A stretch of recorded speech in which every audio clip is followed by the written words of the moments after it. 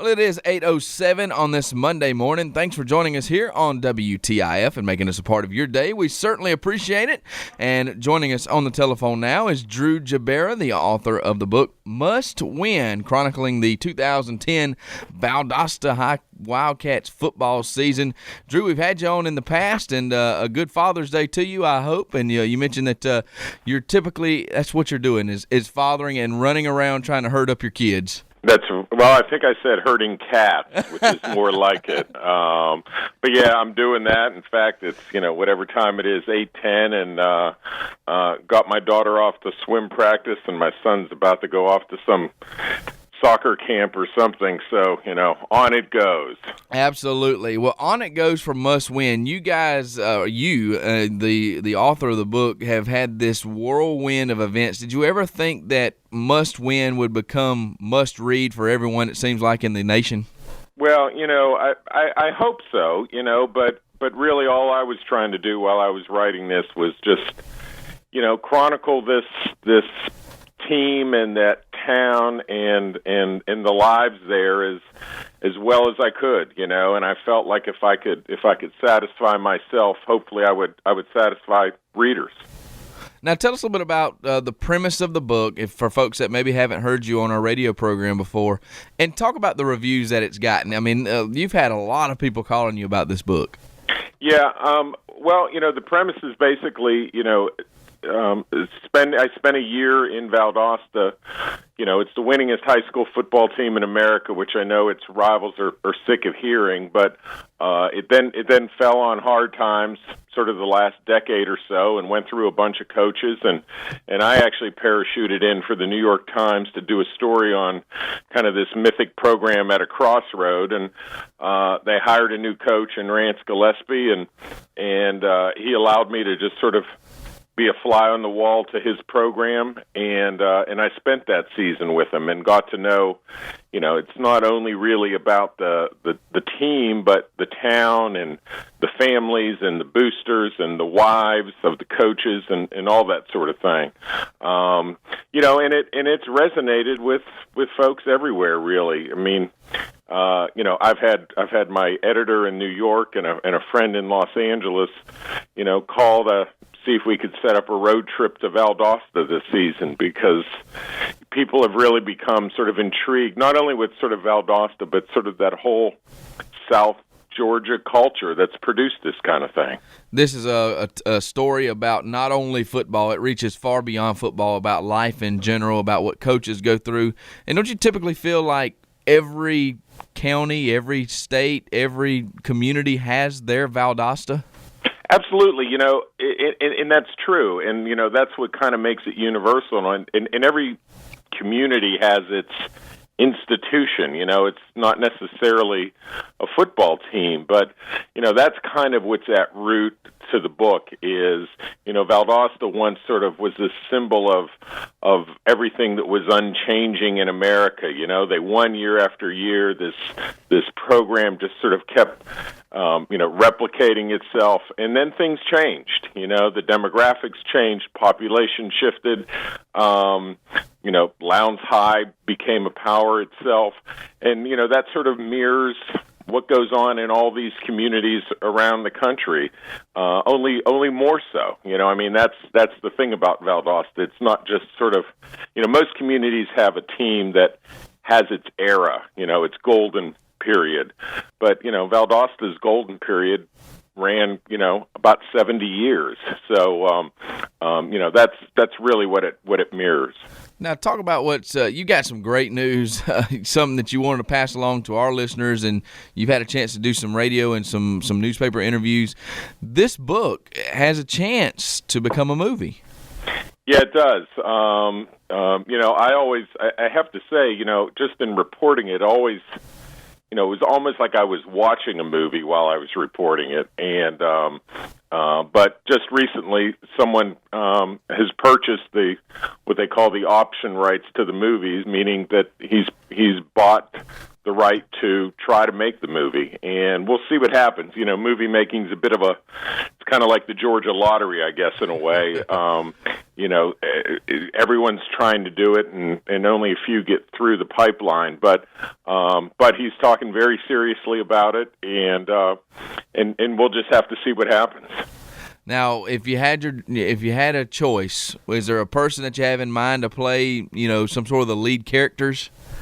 Well, it's funny. I was talking with one of the players in the book who's graduated and moved on, and I think they've been talking among themselves, and they have, one of them brought up Omar Epps, and Yeah. I think they have their own ideas of things. But the sort of man at the center of it all is Rance Gillespie, the coach, and I don't know if you've ever seen the TV show Justified, and there's a guy, Timothy Oliphant, on there who is about Rance's age, and he seems to be, in this show, he plays this sort of sheriff or U.S. Marshal, I guess, in Kentucky, in rural Kentucky, and he's maybe the only one I've seen who has that stare where his eyebrows kind of shoot arrows at you, which is what Rance does with his players just about every day.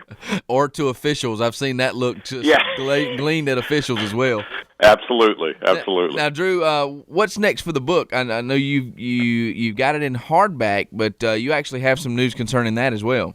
Well, it's going to come out in paperback in September, so it'll move on. I mean, the publish it's done real well, and I think its life is gonna continue, and if a movie ends up being made of the thing, it'll just help it that much more, and we'll see. I mean, I'm now trying to find another project, but I'm really trying to find one that I can live with for a couple of years, and I'd always been told you better love your subject if you take on a project like this, and I really found that to be true. I mean, if I didn't like what I was doing in Valdosta, if I didn't like the people, good and bad, who I was dealing with there, it would have been drudgery, and instead it really was a great experience. Of course, this book has been compared a lot to the Friday Night Lights book, which was just a phenomenal book, movie, TV series. Do you like the comparison, or do you kind of loathe it, or do you feel glad to be in that same company? No, I am glad to be in that company. I mean, I have a lot of respect for that book, and I sort of consider, and there was a lot of talk about it with various publishers before, when I was trying to sell this book, that would always be brought up, and it would be brought up, it would be compared to that. And, I just sort of look at it as, kind of Friday Night Lights 2.0. I mean, that book was written about a team in a town back in 1988, and, it's, I don't know, you do the math, you can do it better than I can, but that's, I guess, about 25 years ago. And right. And while there are universals to all of it, things that remain constant, there are a lot of things about the culture that have changed in 25 years, especially with high school kids and the rest. And I think that's what's reflected in Must Win, that, it's about high school, about living in a town that size, and about kids in the year, in the 21st century. And Drew, when you read that book 25 years ago, now I know you're not really a sports guy. I mean, you like sports, but you're not really a sports fanatic. But there are some out there who probably read that Friday Night's Light book and said, you know what, I bet Valdosta could take them. That 88 team that we had was pretty good, too. I'm sure that there's probably some teams out there that were like, well, that 2010 Valdosta team probably wasn't all that. I mean, they went to the quarterfinals, but our team in, wherever could have beaten them. Right. Well, but the point is, it's really in both those books. It's not really about just that season. That season is an excuse to write about all these things that go on with kids and families and towns and coaches and the rest of it.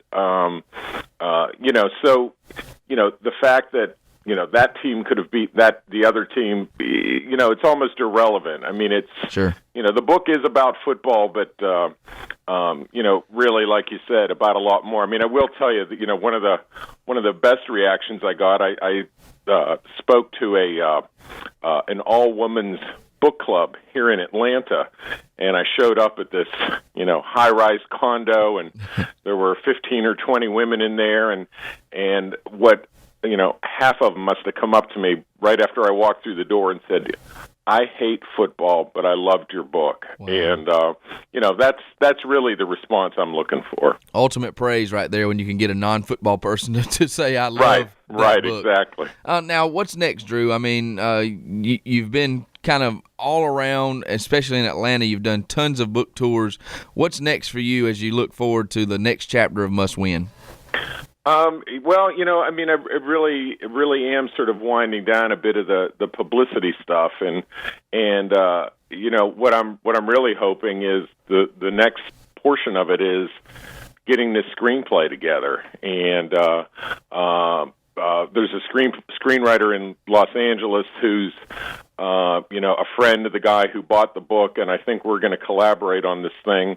And I can, there's a lot of things that aren't in the book or background that isn't in the book that I can bring to it, and so I'm gonna see if that can be done. And like I said, it really was like watching a movie while I was reporting this thing, and now I'd like to sort of get it down in that way. Put something together that really does make it cinematic. Absolutely. Well, the book is still available online. You can find it at just about any bookstore that is online, like Amazon.com. It still would be a great Father's Day gift if you haven't gotten your father something, or maybe he lives out of town and you haven't been able to have a chance to see him. The book is available there.